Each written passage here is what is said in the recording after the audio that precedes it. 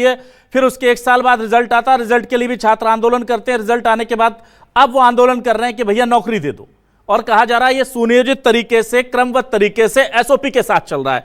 एक भी मुझे किताब का कोई पेपर एसओपी बता दीजिए जिसमें एक शिक्षक भर्ती परीक्षा को 5 साल में पूरा करने की क्रमबद्ध तरीके से विवरण रहता हो। और अगर यह रहता है और जब सब रिवैम्प हो रहा है तो इस घटिया सिस्टम को भी बदलना होगा ना, कि 5 साल आपको एक परीक्षा करा करके नियुक्ति पत्र देने के बीच में 5 साल लग जाते हैं। और क्या ये जब ये घटिया सिस्टम रिवैम्प नहीं हुआ तो फिर इस प्रदेश में रिवैम्प हो क्या रहा है सर?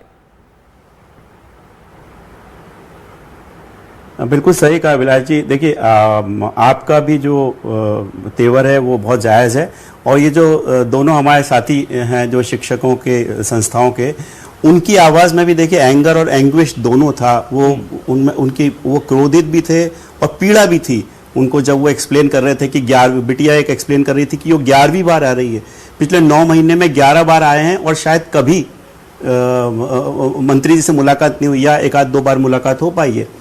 तो ये जो पूरा उन्होंने एक्सप्लेन किया, ये बहुत पीड़ादायक है। और जैसा कि आपने कहा कि मुझे नहीं लगता कि किसी भी सरकार का, किसी भी व्यवस्था का कोई ऐसा एसओपी हो सकता है कि एग्जाम होने से लेके चयन होने तक या स्कूल आवंटित करने तक 5 साल लगाएं। मुझे नहीं लगता कि ऐसा कभी होता है। 1 साल में, कुछ महीनों में ये भर्ती प्रक्रिया पूरी हो जानी चाहिए।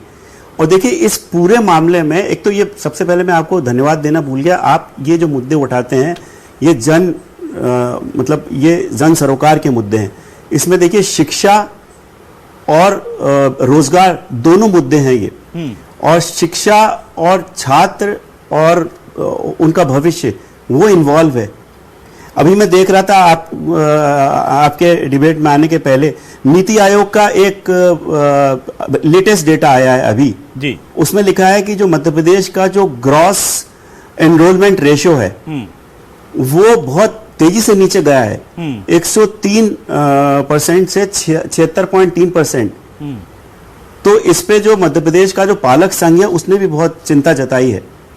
अब इस आंकड़े को इनको वो करना चाहिए कि इसका मतलब क्या है, इस आंकड़े की एनालिसिस होनी चाहिए सरकार में, और मुझे लगता है कि हो भी रही होगी, लेकिन इनको डिकोड करना चाहिए। दूसरा, अभी देखिए फरवरी में जब हमारी विधानसभा का सत्र चल रहा था तो एक सीएजी की रिपोर्ट आई थी जो सरकार ने टेबल करी थी। उसमें ये बताया गया था कि 1895 स्कूल में कोई टीचर नहीं था और 435 उसमें से ऐसे स्कूल से जिसमें 0 बच्चे थे। हालांकि अभी जब स्कूल चलो अभियान हुआ, जब स्कूल्स खुले अभी कुछ 2 महीने पहले, तो मुख्यमंत्री मोहन यादव जी ने बोला कि जो ड्रॉप आउट रेट है वो 0% हो गया है।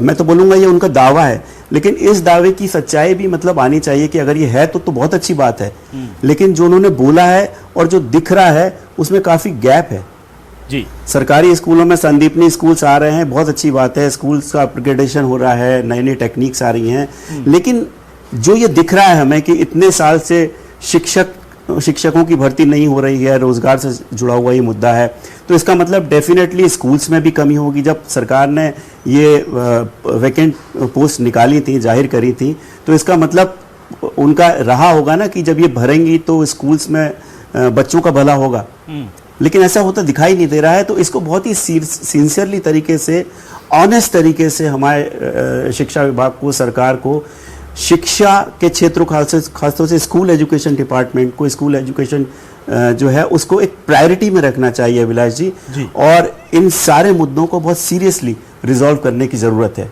प्रायोरिटी बेसिस पे। ठीक सर, ठीक।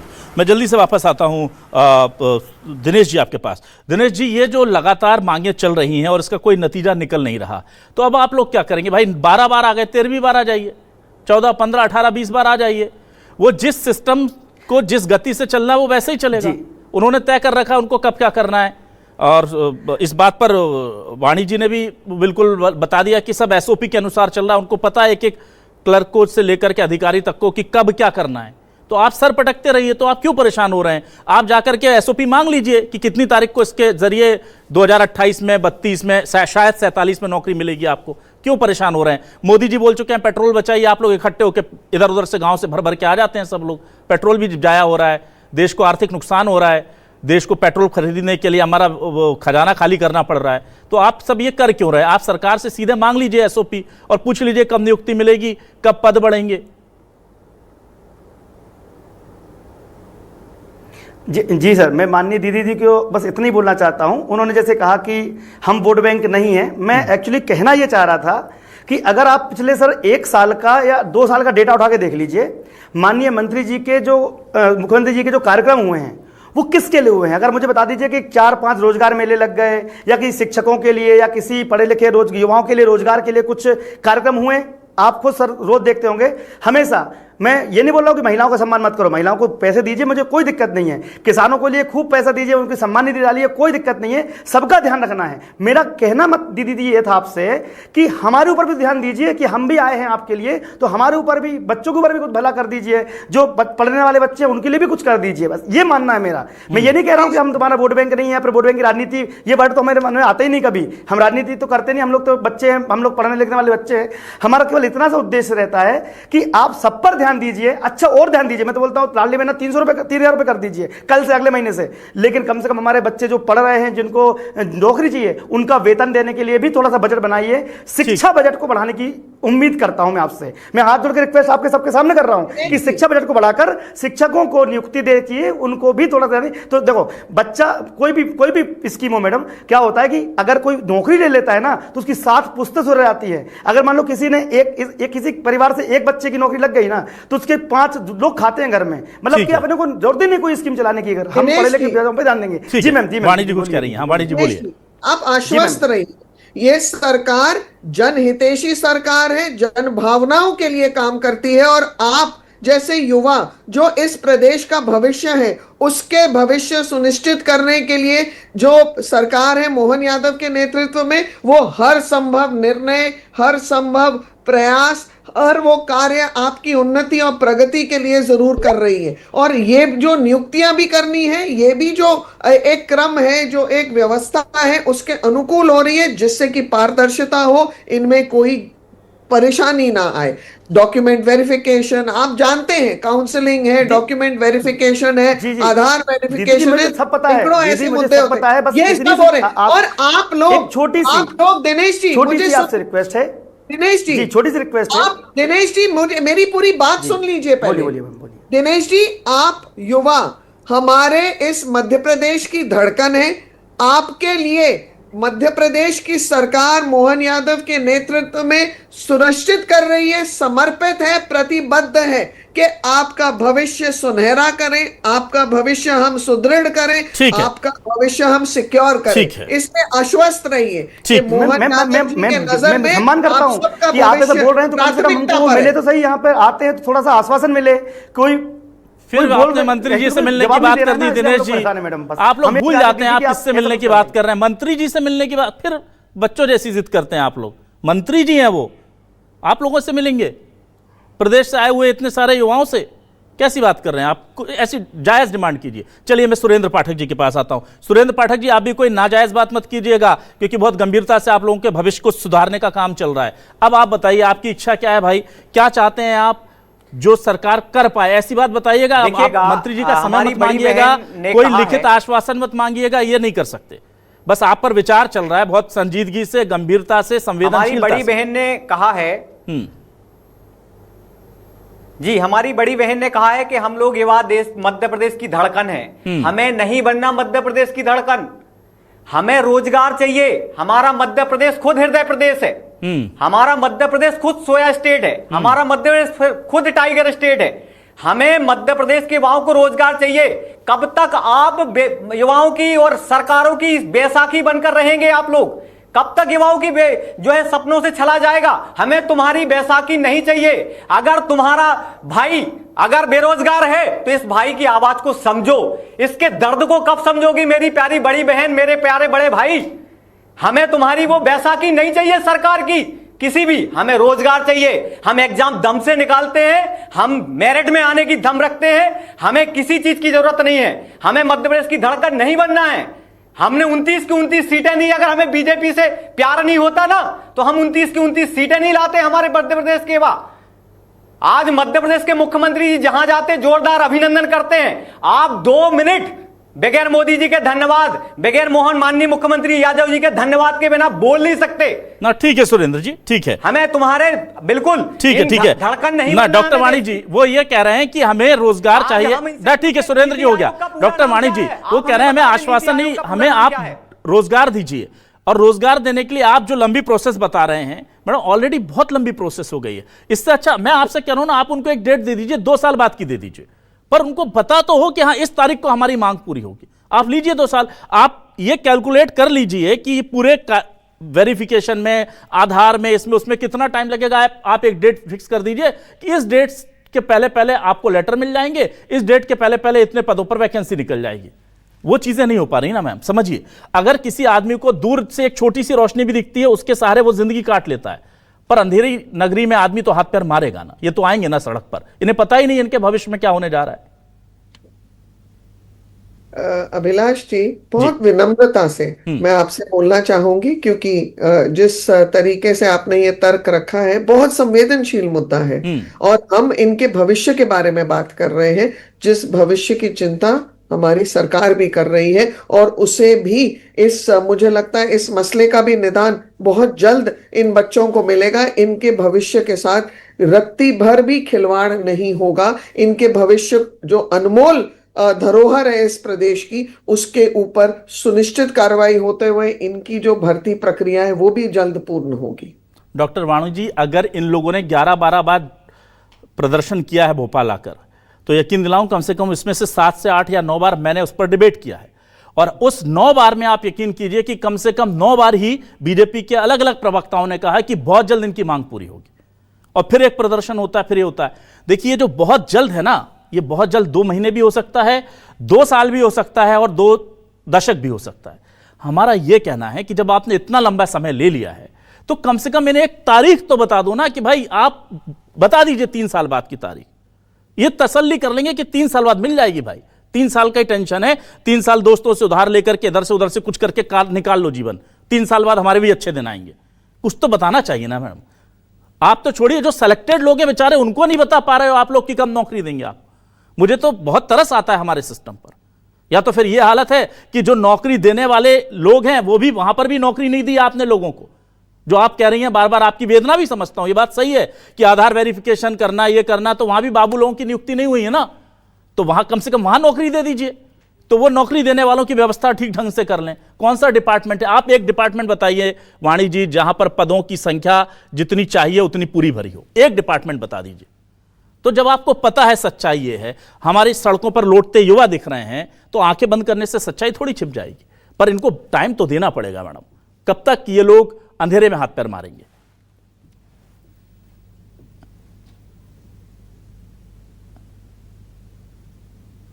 वाणी जी। अच्छा, आप जवाब चाह रहे हैं मेरे जी से? जी जी। ये तो डेफिनेटली जवाब मिलेगा। सरकार के जो अधिकृत अधिकारी है, जो विभाग है, वो इनको जवाब तो देगा, इनको दिशा निर्देश देगा, और इनको इनके जो रिजल्ट ओरिएंटेड प्रोसीजर है उसके तहत इनको उसमें कामयाबी भी हासिल होगी। मैडम, लोट लगाकर गर्मी में 45 डिग्री में जाते हैं ना, तो आप यकीन मानिए गेट पर उनको घुसने नहीं देते। जानवर भी गर्मी में हमारे यहाँ आता है ना, तो गांव में या शहर में लोग पानी दे देते हैं उसको। ये मेरे प्रदेश के युवा हैं मैडम, आप लोग घुसने नहीं देते हैं। एक अदर टेंट नहीं लगा सकते हैं कि यार प्रदर्शन धूप में मत करो, यहां रहो। मंत्री जी को नहीं भेज सकते, मत भेजिए। मंत्री जी बहुत बड़े आदमी, और शिक्षा मंत्री जी आपके तो बहुत ही बड़े आदमी हैं। कई बार तो मुझे लगता है कि वो तो महामहिम, उनको खिताब देना चाहिए। किसी अधिकारी को भेज दीजिए, छोटे से, सरकारी गाड़ी है, सरकारी पेट्रोल है, सरकारी एसी है, सरकारी ड्राइवर है, इन्हीं के पास भेज दीजिए ना। मत आओ इतनी दूर, हम आ रहे हैं बात करने। इतना तो कर सकते हैं कि इसमें भी आपका कोई प्रोटोकॉल, एसओपी, पूर्व नियोजित कोई धारणा होती है। आपको लगता नहीं है कि एक तो गलती हो रही है या देरी हो रही है, ऊपर से जिस तरह से इन लोगों से आप जिस तरह से इनको ट्रीट कर रहे हो, बहुत अमानवीय है मैडम, बहुत अमानवीय है। देखिए, जो रिप्रेजेंटेशन होता है वो एक इनके जो चयनित जो 4-5 रिप्रेजेंटेटिव्स होते हैं, वो जाते हैं बात करने। हाँ। और वही तरीका होता है, वो तरीका होता है। आप भी विपक्ष में रहें, और ऐसा तो नहीं है कि सत्ता हमेशा एक के पास रहेगी। इसी तरीके से बातचीत होती है। अगर कोई बस 12 बार आ चुका है तो एक बार आप नहीं जा सकते, 5 लोग आए और मिले, और वो मिलने को भी तैयार हैं, आप देंगे टाइम? दिनेश ठाकुर जी, देखिए, 5 लोग आप बातचीत जब होती है तो अभिलाष जी हमें यह देखना होगा कि बातचीत किन पॉइंट्स पे है, किन मुद्दों पे है, क्या बातों में डेडलॉक्स हो रहे हैं, क्या बातों तो में आपको मुझे लगता है वैलिड कुछ पॉइंट्स मिलते हैं कि नहीं इनकी बातों में? नतीजे निकल रहे हैं। आपको लगता है इनके पास वैलिड पॉइंट नहीं है बातचीत करने के? मैडम, मैं आपसे क्या कह रही हूं, हाँ। जो वैलिड पॉइंट्स होते हैं उन पे डिस्कशन होता है ताकि डेडलॉक्स ना हो। डेडलॉक्स को हम दिनेश दूर जी, करें, आप लोगों ने परेशानी मिलने की को गुहार दूर लगाई है करें। कभी प्रतिनिधिमंडल के जरिए? दिनेश जी जी जी जी, मैं दीदी को वही बोलना चाहता हूं कि अगर हम लोग आते हैं, मैंने एक बार हम लोग शिक्षा मंत्री जी के घर के बाहर थे, हमने बोला कि हम अंदर हैं, हम लोग मिल लेते हैं, तो वहां से जवाब आता है उनके जो भी बाहर गार्ड खड़े हुए थे कि नहीं वो आप बिजी हैं। मैंने कि कोई बात नहीं, हम कल आ जाएं, बोले नहीं कल नहीं। मैंने कि सोमवार को आ जाएं, नेक्स्ट मंडे, बोले नहीं। मैंने कि नेक्स्ट मंथ आ जाएं, बोले सर कुछ नहीं बता सकते। सर ये जवाब हमको अच्छा नहीं लगा। हाँ, वो बोलते थे हम 20 दिन बाद आओ, 30 दिन बाद आओ, कम से कम एक समय दे दीजिए तो हम वहां पे जाकर उनको समझा सकते हैं। चलिए, क्यों बोल रहा हूं दीदी आपसे, इसलिए बोल रहा हूं, जनप्रतिनिधि या सरकार, जैसे आपने कहा कि नहीं सर हम ये चाहते हैं कि आप ये बोल रहे हो कि हम पहले आपके बात हित से हैं, सुनिए ना। हम मानते हैं, लेकिन मैडम क्या हो रहा है सुरेंद्र जी, चौकीदार कभी नहीं, डायरी मैम, ये बोल रहा हूं टाइम तो कि दे जो नहीं आप सकता। अधिकारी है ना, उसके लिए आपको ओएसडी या पीए से संपर्क करना पड़ेगा। आप सही मार्ग से जाइए, समय लीजिए और अपनी कर लिया मैम। appointment fix करिए।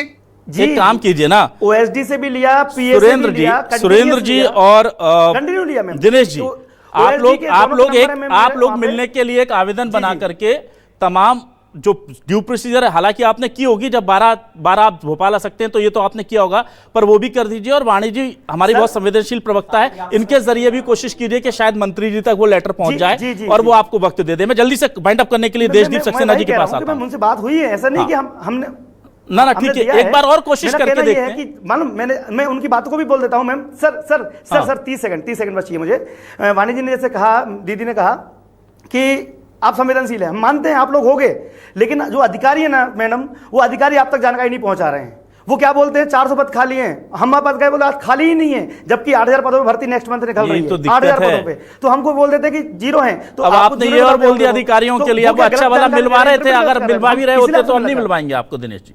यही तो सब, आप लोग पॉलिटिक्स थोड़ी बहुत सीखो, आप लोग बस शिक्षा सीखे हो। मतलब ही नहीं सर, वो जवाब नहीं देते हैं ना। चलिए मैं देशदीप सक्सेना जी के पास आता हूं। देशदीप सक्सेना जी, ये देखिए बहुत क्लियर दिख रहा है, तो पानी की तरह साफ है मामला कि यहां पर कौन गलत है कौन सही है। पर मेरा यह कहना है कि तकनीकी दिक्कत हो सकती है, बजट की दिक्कत हो सकती है, नौकरी नहीं निकालना भाई, इलेक्शन के टाइम निकालेंगे, थोड़ा सा माला वाला पहनी जाएगी, शिक्षा मंत्री जी को झूम धड़ाके भूम पटाखे में लेकर के आएंगे, वो थोड़ा एक माहौल बनाया जाता है, इसलिए रोक के रखा जाता है। इकट्ठा नहीं देना है, थोड़ा थोड़ा करके देना है, किश्तों में देना है, वो पुरानी पॉलिटिक्स का तकाजा है। पर मुझे दुख इस बात का होता है सर, जब कोई बहनें, कोई मेरे युवा भाई सड़कों पर रोड लगाकर आते हैं और उनको कोई मिलता तक नहीं है। कम से कम वो कोई अधिकारी जाकर मिल ले, उससे कहते हैं प्रोटोकॉल निभाइए, आपने ओएसडी सर से, हमारे वीआईपी सर को मिलने का टाइम नहीं लिया। उन्हें सिखाया जाता है ये सब, देशदीप सक्सेना जी, जो 12 बार आ चुके हैं, और उन अधिकारियों से कोई पूछता नहीं है कि तुम किस लिए बैठे हो भाई यहाँ पर एसी कमरों के अंदर, तुम्हारा काम है ना इन लोगों से बात करके इनको संतुष्ट करना। तो सारा का सारा जो शिक्षक बेरोजगार है, अपने पैसे से आ रहा है, पैसे लगाकर उधार लेकर के जिंदगी चला रहा है, सारी की सारी जिम्मेदारी लोकतंत्र के और प्रशासनिक प्रोटोकॉल निभाने की उसके ऊपर, और जो सरकारी पैसे लेकर के आराम से बैठे हुए हैं उनसे कोई जवाबदेही तय नहीं उनकी। देखिए, अभी आपने थोड़ी देर पहले एक शब्द का इस्तेमाल किया था, अमानवीय। ये अमानवीय दृष्टिकोण है सरकार का बेरोजगार टीचर्स को लेके और अपने स्टूडेंट्स को लेके। ये गुहार कर रहे हैं, ये न्याय की गुहार कर रहे हैं। ऐसा कहा जाता है कि justice delayed is justice denied, तो इनके साथ जस्टिस डिनाई हो रहा है।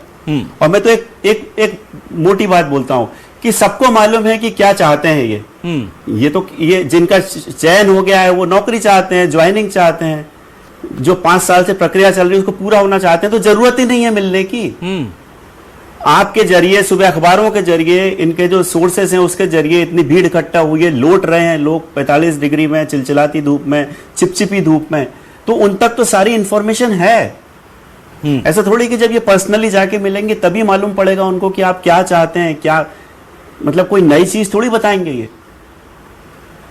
मैं फिर यही बोल रहा हूं कि ये इनके साथ न्याय होना चाहिए और सरकार को बहुत ही संवेदनशील तरीके से सारी प्रक्रियाएं पूरी करना चाहिए। ये शिक्षा का सवाल है, ये बेरोजगारी का सवाल है। दो बड़े मुद्दे, दो ज्वलंत मुद्दे इस देश के से जुड़े हुए हैं। और इसके साथ हमारे प्रदेश के उन लाखों बच्चों का भविष्य भी जुड़ा है जो सरकारी स्कूलों में पढ़ते हैं। और अगर प्रदेश के बच्चों का भविष्य जुड़ा है तो देश का भविष्य भी जुड़ा है। इसलिए हम बार बार ये मुद्दा उठाते हैं, क्योंकि बार बार ये सड़क पर आते हैं। जितनी बार सड़क पर आएंगे उतनी बार हम इनके साथ खड़े होंगे। अगर ये गलत है तो इनके खिलाफ भी खड़े होंगे और होते रहे हैं। पर अगर ये सही है तो इनका साथ अगर हमने आज नहीं दिया तो पीढ़ियां हमें कभी माफ नहीं करेंगी। इसलिए आवाज उठाते रहेंगे, कोशिश करते रहेंगे कि निगहबां जो जिम्मेदारी लेकर बैठे हैं वो जाग जाएं, एसी कमरों से बाहर आएं और इस प्रदेश के युवा की तकलीफ को समझें और उस पर फैसला लें। संवेदनशीलता एसी कमरों में रख दीजिए, थोड़ा सा एक्शन कर लीजिए। बहुत शुक्रिया डॉक्टर वाणी अहलूवालिया जी, दिनेश जी, सुरेंद्र जी, देशदीप सक्सेना जी हमारे साथ जुड़ने के लिए। इस डिबेट में बस इतना ही। नमस्कार।